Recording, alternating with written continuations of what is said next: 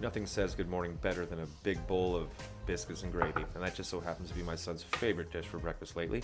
So while I was out the day before buying all of our ingredients, I seemed to forget our frozen biscuits. Yeah, I know, frozen biscuits. Well, I've never made biscuits before, so since I forgot to buy the frozen ones, I figured might as well make one from scratch, take a stab at it. So what we're doing here is making a very simple cream biscuit, which is basically just all-purpose flour, some baking powder, salt, and heavy whipping cream. So we put all of our dry ingredients in a bowl and lightly mix, and then we slowly add our heavy whipping cream until we get a flaky dough consistency. Like I said, super simple, and it's my first time ever making a biscuit.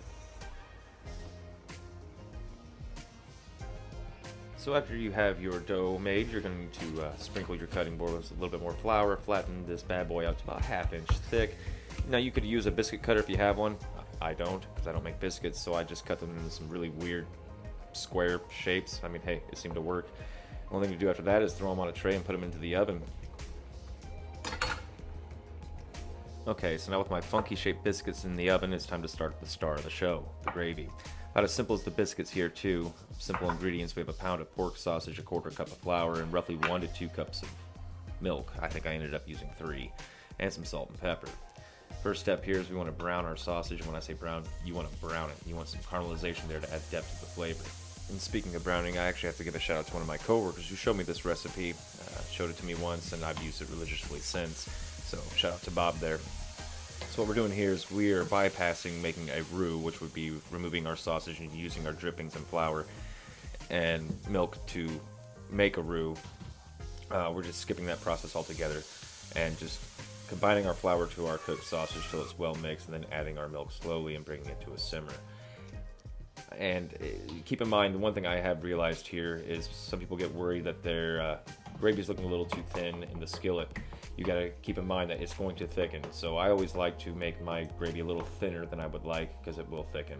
And of course, don't be shy with your black pepper here, folks. This is sausage gravy for biscuits and gravy. Put some pepper on that.